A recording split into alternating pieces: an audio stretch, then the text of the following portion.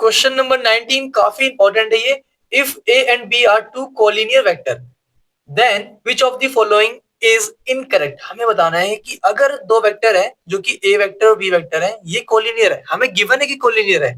तो भाई कोलिनियर है तो क्या ये सारी प्रॉपर्टीज हमें याद है? अगर वो कोलिनियर है तो ये प्रॉपर्टी सारी सेटिस्फाई करेगा। कौन कौन सी प्रॉपर्टीज है मैं एक बार याद दिला दूं वापस से। अगर दो वेक्टर कोलिनियर है, ठीक है, और दोनों के नॉन जीरो है, तो कब कोलिनियर होंगे? जब दोनों के दोनों पैरेलल होंगे सेम लाइन के, मतलब एक ए वेक्टर है एक बी वेक्टर है। अगर दोनों वेक्टर एक सेम लाइन के पैरेलल हुए होंगे तो क्या बोलेंगे हम? कोलिनियर। ये बात और जो मैंने बता रखी है इससे मतलब नहीं है कि डायरेक्शन क्या है दोनों का। हो सकता है इसका डायरेक्शन ये हो, इसका सेम हो या अपोजिट हो, है ना? सेम भी या अपोजिट हो, इससे मतलब नहीं है। मतलब किससे? दोनों के दोनों एक तीसरी लाइन से पैरेलल होने चाहिए, तो ये क्या होगा? कोलिनियर होगा। उसके अलावा क्या सीखा था हमने? अगर दो वेक्टर कोलिनियर तभी होंगे जब उनका रेशियो इक्वल होगा, मतलब x1/x2 इक्वल होगा y1/y2 इक्वल होगा z1/z2, मतलब दोनों के दोनों प्रोपोर्शनल होंगे। ठीक है, और क्या सीखा था कि A vector lambda times B vector होगा, है ना? लैम्डा कोई भी नंबर हो सकता है, नॉन जीरो नंबर, मतलब जीरो के अलावा कोई भी सा भी नंबर। ओके, ये बातें हमने कर रखी थी। तो अब देखते हैं कौन सी बात ये यहाँ पे गिवन है। मैं ये सुनो मेरी बात, यहाँ पे हमें गिवन है कि ए वेक्टर और बी वेक्टर क्या है? Are collinear. ठीक है, ये हमें गिवन है। क्योंकि ये कोलिनियर हमें ऑलरेडी गिवन है, मतलब कि तीनों प्रॉपर्टी सेटिस्फाई कर रही होंगी। तो हम चेक करेंगे कि इनमें से कौन सी प्रॉपर्टीज ऐसी है जो इनमें से नहीं है। चेक करते हैं। पहले लिखा हुआ है कि बी वेक्टर इक्वल लैम्डा ए वेक्टर होगा और लैम्डा इज एनी स्केलर, तो ये बात तो सही है ना? हमने यहाँ पे देखा है A vector equal to lambda B vector, और लैम्डा क्या है? कोई सा भी नंबर है, कोई सा भी स्केलर है। ठीक है, तो ये ट्रू है, इससे हमें दिक्कत नहीं है, ये हमारा यहाँ पे कवर हो गया। फिर कहा गया है A unit vector equal to plus minus B unit vector. यहाँ पे ध्यान से देखो, यहाँ पे ये नहीं लिखा हुआ है कि A vector equal to plus minus B vector, ये नहीं लिखा है। क्या लिखा है? ए का यूनिट वेक्टर इक्वल होगा प्लस माइनस बी के यूनिट वेक्टर के बराबर होगा। तो मैं कहूंगा ये ट्रू है।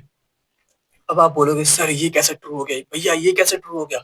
ये कहाँ लिखा है इसमें बताओ? ये कहीं नहीं लिखा, लेकिन ये कॉमन सेंस बोलती है। कैसे बोलती है? मैं एग्जांपल देता हूँ। एग्जांपल दे रहा हूँ मैं अपने ही क्वेश्चन से दे रहा हूँ जो हमने किया है एक्सरसाइज में। क्वेश्चन नंबर 11 देखो, यहाँ पे क्वेश्चन नंबर 11 में क्या था हमारे पास? ए वेक्टर की वैल्यू ये थी, बी वेक्टर की वैल्यू ये थी।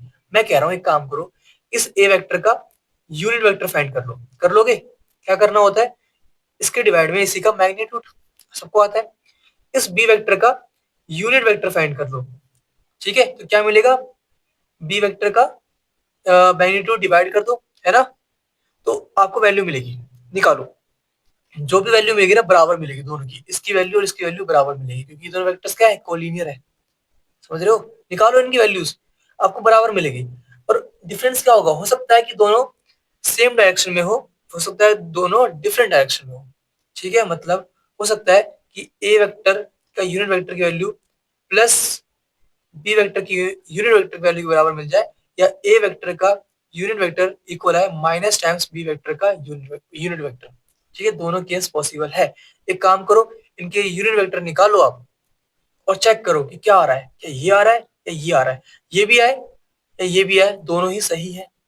ठीक है, मतलब ये ट्रू होने वाला है, हमेशा ट्रू होगा। अगर दो वेक्टर कोलिनियर है तो उनके यूनिट वेक्टर क्या होंगे? एक दूसरे के बराबर होंगे या माइनस टाइम होंगे। ठीक है, ये ट्रू होगा। समझ गए? क्रॉस चेक करना है तो क्रॉस चेक कर लो, इस एग्जांपल से कर सकते हो, या कोई भी एग्जांपल जिस जो दो वेक्टर कोलिनियर हो। ओके, इसके बाद थर्ड में कहा गया है the respective component of A and B are proportional. ये भी सही है, क्यों? हमने देखा है ना? x1/x2 equal y1/y2 equal z1/z2। Respective components मतलब x1 x2 का रेशियो, y1 y2 का रेशियो, z1 z2 का रेशियो क्या है? प्रोपोर्शनल है कि नहीं? तो ये भी क्या है? ट्रू है। तीनों के तीनों ट्रू मिल गए। अब इसे चेक करते हैं। Both the vectors A and B have same direction but different magnitude. ये गलत हो गया। देखो, डायरेक्शन सेम हो ये जरूरी नहीं है। दो वेक्टर कोलिनियर है, हो सकता है कि दोनों किसमें हो? डिफरेंट डायरेक्शन में हो। इसका मतलब नहीं कि डायरेक्शन सेम है या डिफरेंट है। कुछ भी हो सकता है, लेकिन दोनों के दोनों किसी एक के पैरेलल होने चाहिए, है कि नहीं? तो ये तो गलत बोल रहा है, ये बोल रहा है कि सेम ही होना चाहिए डायरेक्शन, नहीं, अपोजिट भी चलेगा, तो ये क्या होगा? फॉल्स होगा। तो ये हमारा करेक्ट आंसर है, हमें फॉल्स फाइंड करना था, तो ये क्या है? फॉल्स है। ओके, इतना ही था, काफी इंपॉर्टेंट है, तो इसको ध्यान से देखना, समझना, और वीडियो कैसे लगी बताना मत भूलना एट द एंड। ओके, इससे मुझे मोटिवेशन मिलता है और मैं जल्दी वीडियोस अपलोड करने की कोशिश करता हूँ। तो टेक केयर और all the best for your upcoming exams.